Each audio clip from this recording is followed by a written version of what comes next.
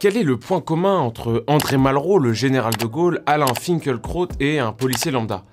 Ils ont tous été, à un moment de leur vie, insultés de fachos. Mais alors, sont-ils nostalgiques de Mussolini? Est-ce qu'ils prônent l'émergence d'un homme nouveau? Je suis vraiment pas sûr. En 2005, Richard Griffiths de l'Université du Pays de Galles disait, je cite, « Le fascisme est le mot le moins bien utilisé et pourtant surutilisé dans le débat public. » Ah bon? Que vous soyez de droite ou de gauche, vous avez déjà été confronté au famoso facho. Aujourd'hui, on va voir comment ce terme est apparu dans le débat public et pourquoi il en dit plus sur ceux qui l'utilisent que ceux qui en sont accusés. Êtes-vous un facho? Débunkage, c'est parti.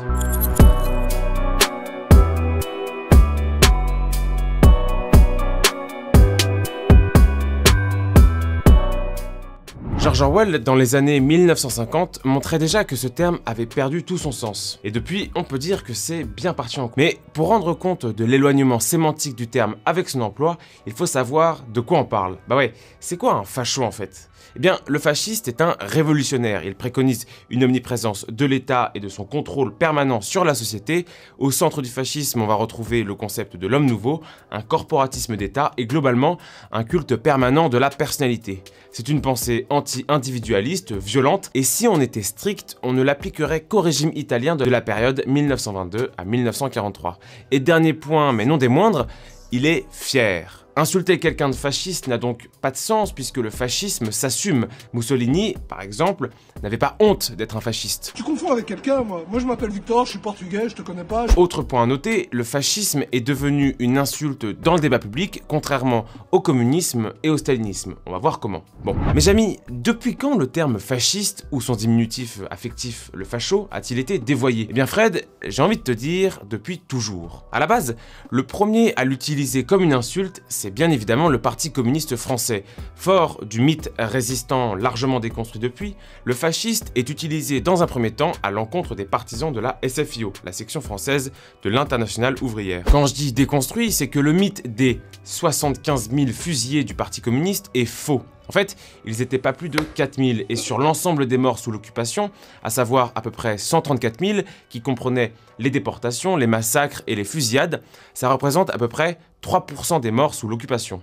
D'ailleurs, c'est pas tabou, mais l'Humanité, le journal communiste, est allé voir l'ambassadeur nazi à Paris en 1940 pour demander de relire et de publier le journal, interdit sous la Troisième République. Je cite l'Humanité du 14 juillet 1940, « Fraternité franco-allemande, les conversations entre travailleurs français et allemands se multiplient et nous en sommes heureux. » Dans les négociations, le Parti communiste faisait des références antisémites aux juifs Mandel et met en avant les liens entre le nazisme et le Parti communiste. On peut donc considérer que l'insulte fasciste accompagne dans les années 1950 la naissance de l'imaginaire antifasciste. Le ministre de l'Intérieur socialiste, Jules Mock, bien qu'ayant été incarcéré dans les camps de concentration, fut le premier officiel à être insulté de fasciste par le Parti communiste, alors qu'il était ministre de la Défense nationale. Damon Mayafre, spécialiste du discours politique, explique que l'imaginaire antifasciste est utilisé par le Parti communiste français pour deux raisons. Une première, pratique, faire taire toute opposition, et une seconde, historique, faire oublier la collaboration du Parti communiste avec l'Allemagne nazie lors du pacte germano-soviétique. Et au début, ça marche plutôt pas mal. L'écrivain Jean Sévilla raconte que l'amalgame entre tout mouvement de droite et le fascisme hitlérien va profiter au Parti communiste français. Il parle d'un terrorisme intellectuel pour désigner l'antifascisme dans son livre éponyme. La puissance d'attraction du PCF est alors à son maximum. Hors de France, la rhétorique antifasciste est encore plus féroce. En URSS, bon nombre d'accusations pour fascisme entraînent des internements de force dans les camps de concentration des goulags. Stéphane Courtois, dans le livre noir du communisme, explique que l'antifascisme devient un label pour faire taire les récalcitrants. C'est le cas pour les communistes français qui discréditent les preuves du massacre de Katyn ou des goulags staliniens en les qualifiant de diffamation fasciste. Le fasciste décrit donc une activité anti-soviétique puisque, dans la théorie marxiste, le fascisme est la phase finale de la bourgeoisie. Voilà. Donc dans un premier temps, l'insulte de fasciste, de facho, naît de la honte de la collaboration.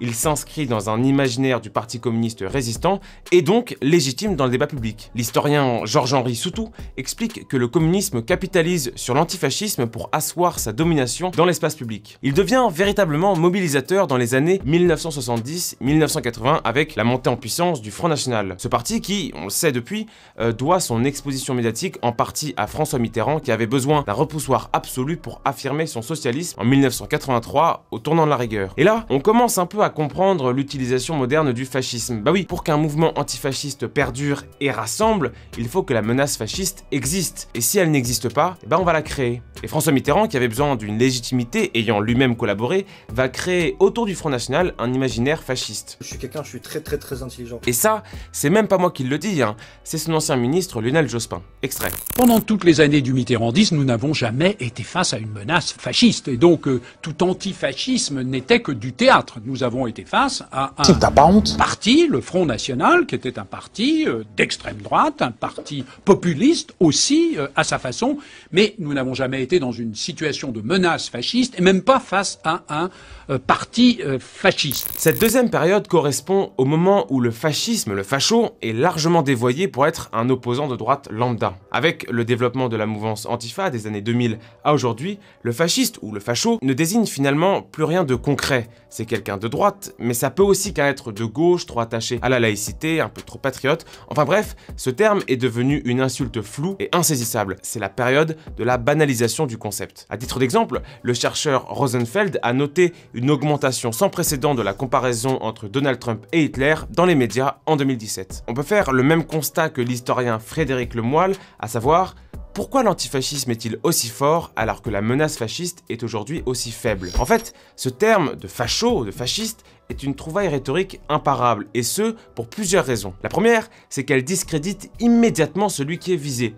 puisqu'on ne débat pas avec un nazi ou un fasciste. Cette technique rhétorique, une culpabilité par association ou reductio ad Hitlerum, selon l'expression du philosophe Léo Strauss. Je vous donne un exemple, Hitler est le mal absolu, Hitler est un fasciste, tu es un fasciste, tu es le mal absolu. La force du concept est développée par la chercheuse pour l'Union anglophone Amanda Morgan. Selon elle, le discours politique d'après-guerre est marqué par l'opposition morale, bien-mal, qui définit et délimite l'audible et l'inaudible en politique. Et par le très fameux point Godwin, développé par McGodwin, qui nous dit que tout, ou presque, se rapportera finalement à des références au nazisme. La seconde force de l'insulte facho ou de fasciste, c'est qu'elle porte en elle ce qu'on peut appeler en rhétorique une fonction illocutoire. Si je dis à Michel qu'il est un facho, l'information première de la proposition, c'est que Michel est un facho et qu'il n'est donc pas très conseillé de débattre avec lui, mais surtout, l'autre information dans ma proposition, c'est que s'il est un facho, moi, je suis un résistant.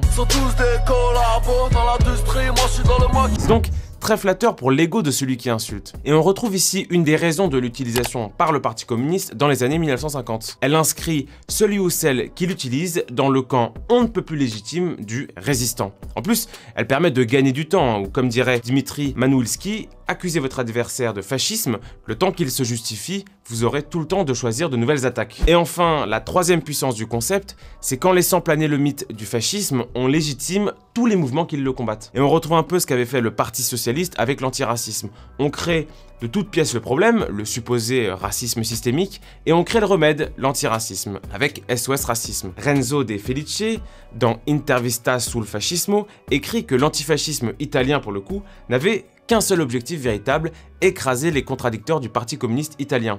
On appelle ça une caution morale, les antifascistes ont le droit d'être violents, d'harceler ou même de casser, puisqu'ils le font au nom d'une morale reconnue de tous comme juste l'opposition au fascisme, et donc le mal absolu. L'utilisation de la mythologie antifasciste est très bien décrite par Pierre-André Taguieff dans Le Diable en politique. Selon lui, dans nos sociétés pacifiées, l'imaginaire antifasciste est très utile et très utilisé dans les représentations politiques collectives.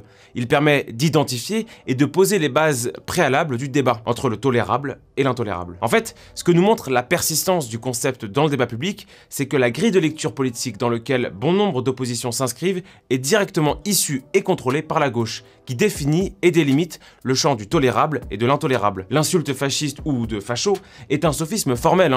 Le fascisme a existé empiriquement et il a été défini par les fascistes eux-mêmes. On peut citer Gentile ou Mussolini lui-même. Par conséquent, la définition du fascisme ne revient pas à celui qui l'utilise, mais à l'histoire. En plus de ça, la banalisation du terme fascisme ou fasciste ou encore facho, participe en fait à la banalisation de la Seconde Guerre mondiale et à terme à son oubli. C'est ce que défend Jonathan Greenblatt, directeur de la Ligue anti-diffamation proche du mémorial de l'Holocauste américain. Il dit, je cite, « Les analogies au fascisme qui diabolise l'ennemi politique et discrédite son argumentaire sont un moyen de faire oublier la spécificité du fascisme et de ses crimes. » Voilà.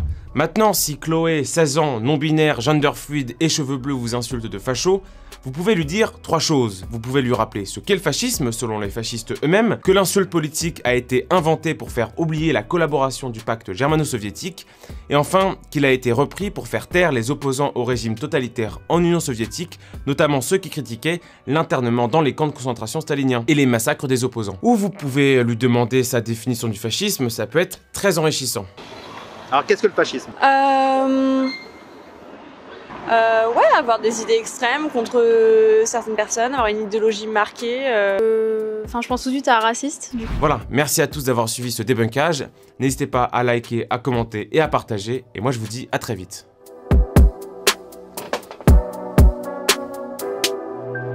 Axiom.